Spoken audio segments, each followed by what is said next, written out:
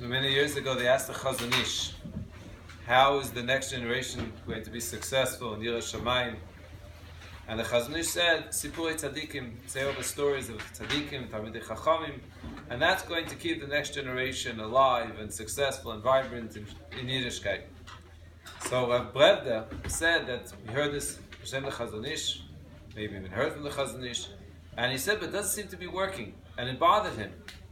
Until one Friday night, he was by someone's house, and the family did mamish like the Chazon Ish. Right before Kiddush, they took out a book from the Chafetz Chaim.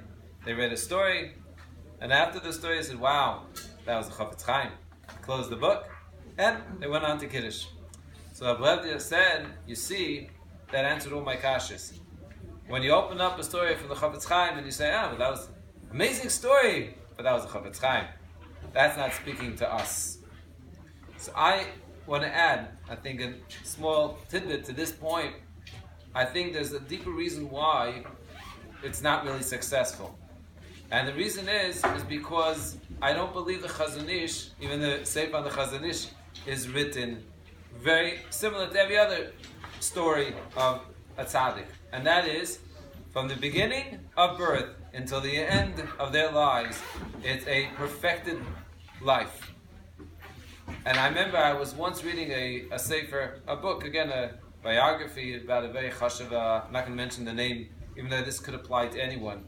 And after reading page after page of his tzidkus and his kindness and his amazing midos, and he never got angry and he never had a fight with his wife, and I said to myself, I got disheartened. I said, then it's impossible. How's it speaking to everyone else? And I was in my head, I was like, what? He never walked down the road and thought a negative thought once in his life? So how does this pertain to what connection does this have to this week's parasha? You think about Moshe Rabeinu, the father of Nevuah. Moshe Rabeinu, was he born a genius? Did he also come out of the stomach with a shas in his hand, right? A disc with everything already that he knows? So the answer to this question is not a simple answer. But years ago, I remember I heard a shmuz once, and my Rebbe said, listen, the shmuz was based on the following. If you look at Moshe Rabbeinu's birth, a man from Beis Levi took a lady from Beis Levi, and Moshe Rabbeinu was born. So he said a beautiful thought. You see, Moshe Rabbeinu was born like anyone else. And he became a Moshe Rabbeinu.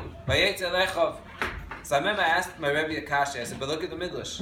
Rashi says, when he was born, it says Moshe Rabbeinu nisma lekol habayis oil.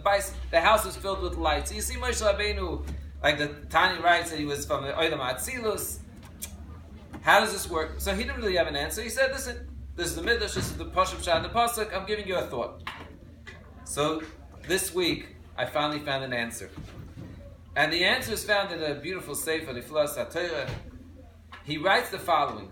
There's another famous story about Moshe Rabbeinu. And this story is a tremendously revealing story about who Moshe Rabbeinu, how he started. The story is the following. It's in the Tiferes Yisrael, and it's controversial. The story goes the following, that there was a king, and he heard about Moshe Rabbeinu and all the incredible miracles, so he said, I want to know, what is Moshe Rabbeinu all about? So he sent one of his servants who was able to write pictures. He was an artist. So he made an artistic picture of Moshe Rabbeinu. He came back with a picture. The king brought all the advisors, and the advisors looked, and they saw based on the tzuras upon him, the faces and everything else, the lines, this guy is a Rasha Merusha. He has a nature of being such a negative and a thief and a mean guy. And the king was ready to almost like kill his servants. What are you talking about? This is Moshe Rabbeinu. How can you be saying you guys don't know what you're talking about? Until finally the king said, I'm going to Moshe Rabbeinu. And the story is told that Moshe Rabbeinu went into the clouds and he was able to speak to Moshe Rabbeinu, and he asked him the kasha. And Moshe Rabbeinu said, you are mistaken and your servants are correct. I have the nature on the physical level of being the biggest Rasha, and it's such negativity, and it's only because I worked on myself that I became Moshe Rabbeinu. So this is a story in the Tiferes Yisrael, and there are at least two Sfarim Gedolim that wrote, how can the Tiferes Yisrael write something that's taken from Baba Maises, literally, from non-Jewish sources? There's no such story ever in Shas, in Midrashim. It's not true. However, you look in many Hasidic Sfarim, they say it is true. the Degamach Ephraim, the grandson of the Baal Shem Tov, they say it's absolutely true. And because they say it's true, so now you have to take the story very seriously. So then what's pshat in the pasuk? Vatere oisoi ki toivu. So they say, if you look very carefully, it says vatere oisoi.